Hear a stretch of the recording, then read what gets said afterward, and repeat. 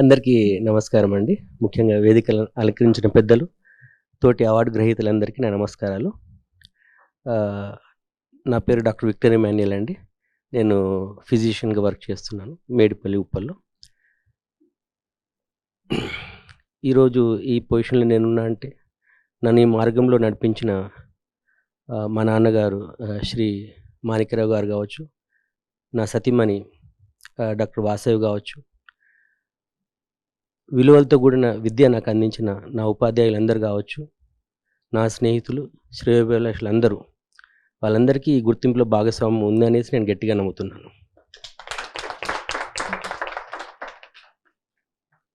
Prajwala hospital అనేది మేము 2018లో స్టార్ట్ చేశామనండి. And today I will restrict myself to just one particular topic of making health care more affordable in India. So అదే ఉద్దేశంతో ఈ Prajwala hospital అని 2018లో స్టార్ట్ చేశాము. ఆర్థికంగా వెనుకబడ్డ వర్గాలు ఎవరైతే ఉన్నారో వాళ్ళందరిని గుర్తించి వారికి కేవలం ₹10 ఓపీ ఫీజుతో ట్రీట్మెంట్ స్టార్ట్ చేశాము. ఉచితంగా కాకుండా వాళ్ళు కూడా వాళ్ళ స్థాయికి తగ్గట్లు, వాళ్ళ శక్తికి తగ్గట్లు ఎంతో అంత పేమెంట్ ఇచ్చి ట్రీట్మెంట్ తీసుకొని గర్వంగా బయటికెళ్ళాలన్న ఉద్దేశంతో ఆ ₹10 నామినల్ ఫీజుగా పెట్టడం జరిగింది. ఈ హాస్పిటల్ స్టార్ట్ కావడానికి ఒక నన్ను ప్రేరేపించిన ఒక చిన్న సంఘటన మీతో షేర్ చేసుకోదలుచుకున్నాను ఈరోజు. While I was doing my post graduation in Kerala, there was a particular patient who was admitted in ICU. చాలా సీరియస్ కండిషన్లో ఉన్నారు తను. సివియర్ లెప్టోస్పైరోసిస్ అనే రోగంతో అడ్మిట్ అయి ఉన్నారు తను. Complicated by ARDS, hypotension, refractory hypotension, renal failure, ఇవన్నీ అంటే అన్ని అవయవాలు ఆయనకి మల్టీ ఆర్గాన్ ఫెయిలియర్ అన్నట్లు, టర్మినల్ స్టేజ్లో ఉన్నట్లు మేము భావించాము అప్పుడు. He was on ventilator. కిడ్నీల కోసం డయాలసిస్ మీద ఉన్నారు, బీపీ కోసం ఐనోట్రోపిక్ సపోర్ట్ మీద ఉన్నారు. అయితే ఒకరోజు నేను పీజీ హాస్టల్ నుంచి హాస్పిటల్కి వెళ్తున్నప్పుడు హాస్పిటల్ పక్క సందులో వాళ్ళ వైఫ్ని అడుక్కోవడం నేను చూశాను. ఐసీయూకి వచ్చిన తర్వాత సిస్టర్ని అడిగాను, అట్లా వాళ్ళ వైఫ్ అక్కడ బయట అడుక్కుంటున్నారు ఏంటి అనేసి. తర్వాత నాకు తెలిసింది ఏంటంటే తను బాగా ఆర్థికంగా ఇబ్బందులు ఉన్నాయి, అయినా కూడా తన భర్తను ప్రాణాల కోసం పూర్తిగా, అంటే తన దగ్గర ఉన్న పైసలన్నీ కేవలం ట్రీట్మెంట్ కోసం ఆపుకొని తన తిండి కోసం, తనకున్న ఒక చిన్న కుమారుడు ఎవరైతే ఉన్నారో వాళ్ళిద్దరి తిండి కోసం బయట అడుక్కునేది. అంటే ఉన్న పైసల్లో ఏమాత్రం ఖర్చు, ప్రతి ఒక్క పైసా తన హస్బెండ్ కోసమే అనేసి తనకు పిలిచి మళ్ళీ ఒకసారి ఎక్స్ప్లెయిన్ చేయడం జరిగింది. కండిషన్ బాగాలేదనేసి, అంటే ఆల్మోస్ట్ బయటకు పడే అవకాశాలు చాలా తక్కువ ఉన్నట్లు మళ్ళీ తనకు ఒకసారి వివరించారు. అంటే అక్కడ తర్వాత మాకు తెలిసిందంటే ఐసీయూలో ఉన్న వేరే పేషెంట్లు వాళ్ళ అటెండర్లు కూడా వాళ్ళకి తగ్గట్లు వాళ్ళకి కాస్త కూస్త ఫైనాన్షియల్ తనకి హెల్ప్ చేయడం జరిగింది. ఆ విషయం తెలిసిన తర్వాత డాక్టర్లు కావచ్చు, సిస్టర్లు అందరూ వాళ్ళకి తగ్గట్లు కాస్త కూస్త హెల్ప్ చేయడం జరిగింది. అంటే చాలా మిరాక్యులస్గా 1 వీక్ తర్వాత ఆ పేషెంట్ బయటపడ్డాడు. అంటే ఇట్ వాజ్ ఎ వండర్ అన్నట్టు. ఆ రోజు ఏ రోజైతే కౌన్సిలింగ్ చేశామో ఆ రోజు మాకు అర్థమైంది, డిసైడ్ చేసేది మేము కాదు అక్కడ, మేము ఓన్లీ కేవలం అది.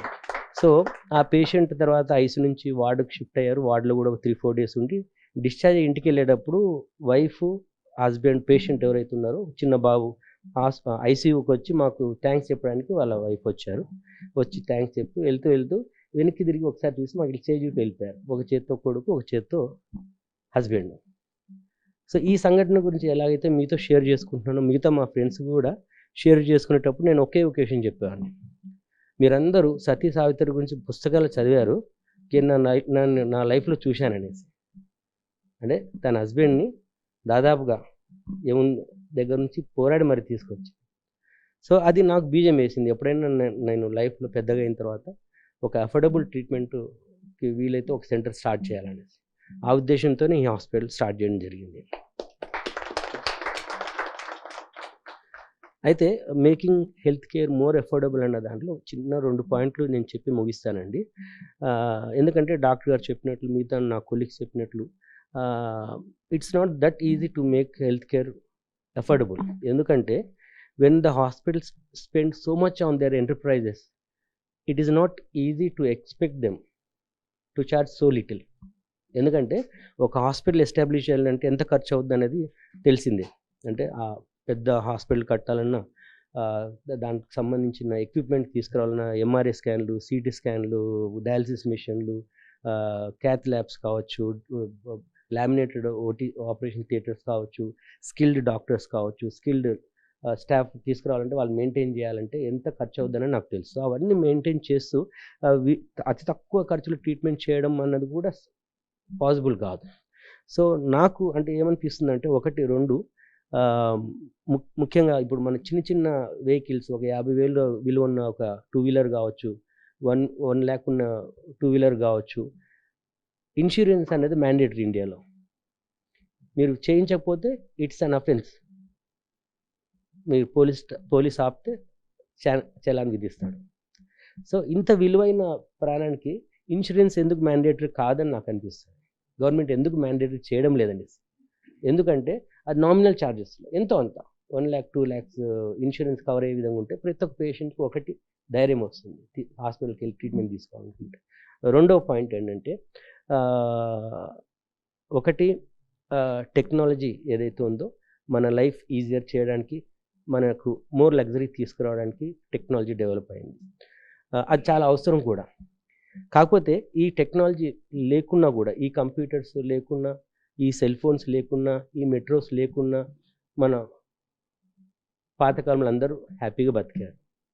ఈ కార్లు లేకుండా కూడా బతికారు, ఈ ఫోన్లు లేకుండా కూడా బతికారు. So what I want to say is that technology మనకు అవసరం అయినా కూడా అది మ్యాండేటరీ కంపల్సరీ కాదు. మనం హ్యాపీగా ఉండాలి. అన్నిటికంటే మోర్ ఇంపార్టెంట్ అనేది హెల్త్ అన్నది. సో గవర్నమెంట్స్ అనేది ఈ టెక్నాలజీ పరంగా ఈ ఎస్ఈజెడ్స్ ఇవ్వడము, తక్కువ రేట్స్లో ల్యాండ్స్ ఇవ్వడము, తక్కువ రేట్స్లో ఇవన్నీ కల్పించడం అంటే it's I'm not against it. I definitely I'm in favour of it.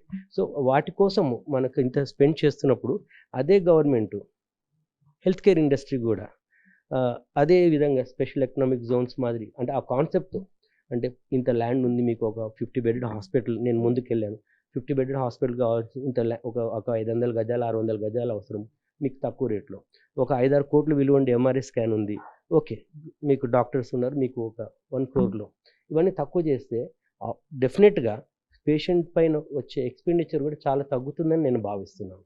అంటే government should take initiatives to subsidise the equipment. ఎందుకంటే ఆ రేట్స్ అన్నీ వచ్చి పేషెంట్ బిల్లో రిఫ్లెక్ట్ అవుతాయి. కాబట్టి that is one point that I want to bring to the notice of the learned people. With this I would like to thank you once again. Thank you sir, thank you very much.